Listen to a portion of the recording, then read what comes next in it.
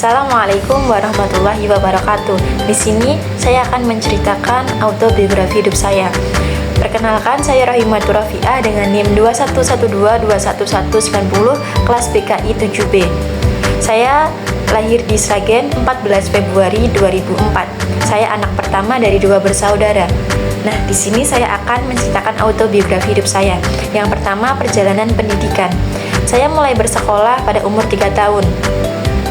Sebenarnya pada saat itu saya umurnya masih kecil sekali, tidak boleh bersekolah, tetapi saya menangis kepada kedua orang tua saya dan akhirnya saya dimasukkan ke TK, yaitu namanya di TK Pertiwi 3 Bedoro.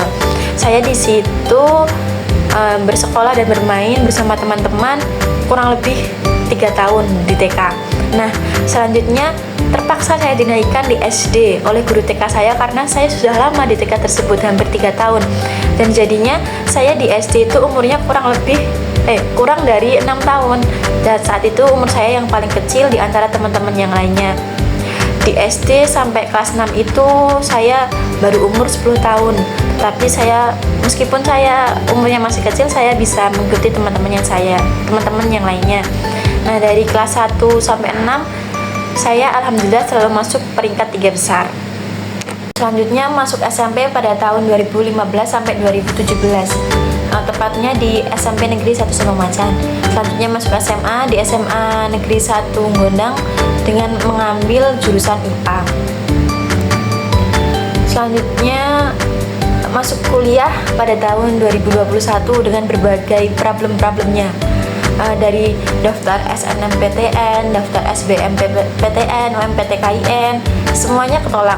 Akhirnya masuk dengan jalur mandiri dengan jurusan saya sekarang, yaitu bimbingan dan konseling Islam. Yang kedua yaitu perjalanan karir. Perjalanan karir dari kecil saya sudah dibiasakan untuk membantu orang tua saya di rumah, baik bersih-bersih rumah maupun bantu pekerjaan orang tua saya. Saya dari SD sebelum berangkat sekolah dibiasakan untuk menyapu di halaman maupun di dalam rumah, serta nyuci baju dengan manual sampai sekarang, yaitu dengan menggunakan tangan. Pulang sekolah, selanjutnya membantu bapak menyiapkan dagangannya karena bapak saya jualan bakso, makanya saya membantu siapin. Selanjutnya yaitu kegiatan itu rutin saya lakukan setiap hari. Masuk SMP saya sudah mulai ikut mengajar TPA bersama kakak saya. Pulang dari sekolah langsung ke musola dan selesai kurang lebih pada saat maghrib. Waktu SMA juga masih membantu mengajar, tetapi tidak sesering dulu karena pas SMA itu saya seringnya pulang malam itu karena saya banyak di organisasi waktu SMA. Selanjutnya memasuki masa kuliah, saya juga mengikuti banyak organisasi. Untuk organisasi saya itu udah mulai tertarik dari SMP, yaitu saat saya mengikuti OSIS, Pramuka, dan PKS. Untuk waktu SMA, saya juga mengikuti DAP, Dewan Ambalan Penegak, OSIS, ROHIS, dan lain-lain, masih banyak lagi. Waktu kuliah juga masih mengikuti dari semester 1 sampai 4. Ada formasi itu formasi siswa bidik misi dan juga tim MEPS. Nah, masa kuliah ini menjadi masa belajar bagi saya dalam memasuki dunia kerja. Di masa kuliah ini saya juga melakukan les private, ngaji di rumah. Ketika saya pulang Sabtu Minggu itu saya yang mengajar les. Kalau Senin sampai Jumat kan saya di kos. Terus Sabtu Minggu pulang mengajar les di rumah, les ngaji.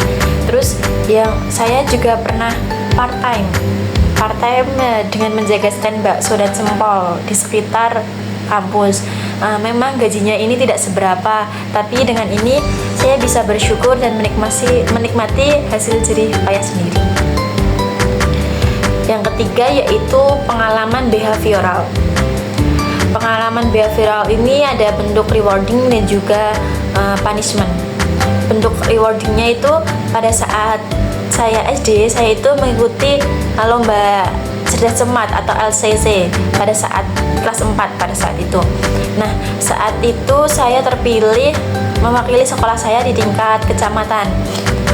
Dan saya langsung bilang kan ke orang tua, dan orang tua saya itu sangat bangga karena anaknya menjadi perwakilan sekolah untuk bisa maju ke kecamatan. Padahal pada saat itu belum melaksanakan lomba, tetapi hanya saja saya memberitahu kepada orang tua saya. Tetapi langsung orang tua saya itu memberikan rewardnya itu adalah seragam sekolah saya yang baru pada saat SD itu. Nah, selanjutnya pada saat lomba CC dilaksanakan itu, ternyata saya belum bisa lanjut ke tingkat kabupaten, tetapi orang tua ataupun guru ataupun siapapun di sekitar saya itu tidak marah ataupun tidak kecewa, tetapi malah orang tua saya itu selesai lomba memberikan reward lagi, yaitu membelikan sepatu. Selanjutnya pengalaman behavioral yang punishment. Pengalaman behavioral yang punishment ini terjadi pada saat malam Idul Adha waktu saya SMP kelas 8. Nah, saya itu keluar dengan teman saya malam-malam kan. Saat itu saya masih SMP, pulangnya jam 12 malam. Saat itu saya main di alun-alun. Nah, orang tua saya itu mikirnya saya lagi takbiran di masjid ataupun di musola di sekitar rumah. Tetapi dicari orang tua saya tidak ada. Nah, maka dari itu saya dimarahin oleh semua orang, termasuk orang tua saya.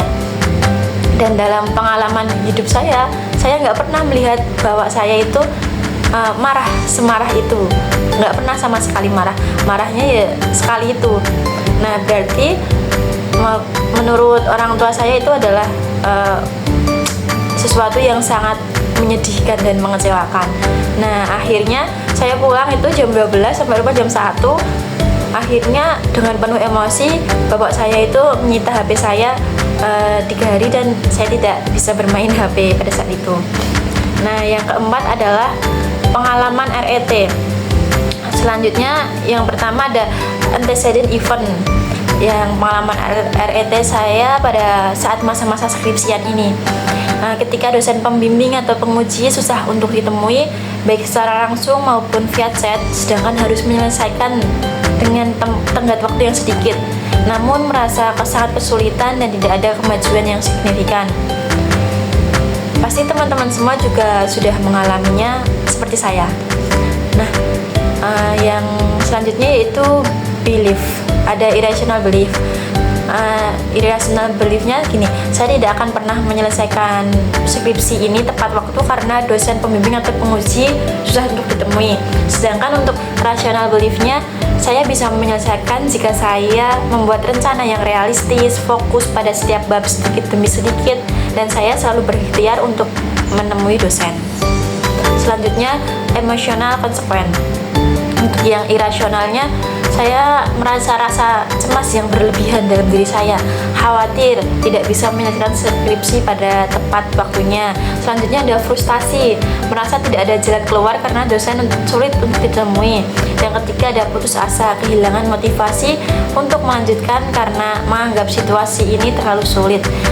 Ada juga marah, kesal terhadap dosen dan situasi ini, dan saya merasa tidak dihargai.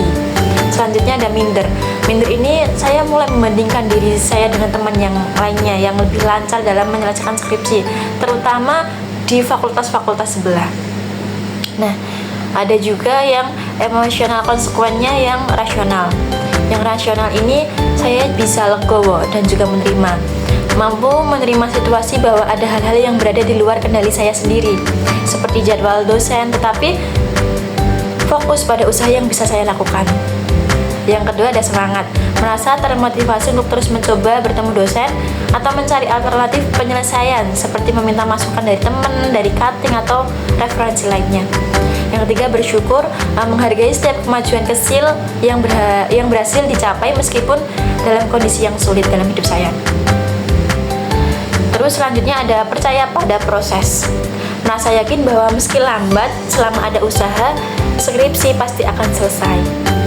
Yang selanjutnya ada kreatif, merasa terdorong untuk mencari solusi lain, misalnya memanfaatkan waktu untuk memperbaiki pembagian yang bisa dikerjakan sendiri sambil menunggu bimbingan selanjutnya.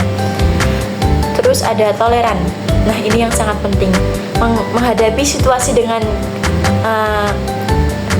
orang banyak termasuk dosen itu gimana ya, kan dosen itu bukan ngurus kita aja, tetapi banyak mahasiswa yang menunggunya, banyak kerjaan yang ada untuk dosen. Nah, di sini saya juga harus bisa memahami bahwa dosen juga memiliki kesibukan yang sangat banyak, sehingga saya lebih bisa bersikap santai dan tanpa terlalu terbebani oleh situasi. Selanjutnya ada tabah, menghadapi situasi dengan ketenangan hati dan tidak mudah menyerah meskipun ada hambatan dari faktor eksternal. Untuk selanjutnya yaitu quotes dari hidup saya, dari Abdullah bin Abbas radhiyallahu anhum yang bersabda seperti ini: jika kamu bersyukur, maka Allah akan menambah nikmatnya untukmu. Ini juga terdapat di Quran surat Ibrahim ayat 7. Di sini Allah pasti menjanjikan bahwa rasa syukur atas nikmat yang diberikannya akan menjadi sebab bertambahnya nikmat. Syukur bukan hanya sekedar ucapan, melainkan mencakup hati, lisan, dan juga perbuatan. Contoh penerapan dalam kehidupan saya yaitu jika diberi rezeki lebih oleh Allah, digunakan untuk membantu orang lain, untuk sedekah atau beribadah lebih baik. Lalu jika diberi kesehatan, gunakan tubuh kita untuk berbuat kebaikan, dan jika diberi ilmu, sebarkan kepada orang lain. Sekian video autobiografi dari saya, kurang lebihnya mohon maaf. Wassalamualaikum warahmatullahi wabarakatuh.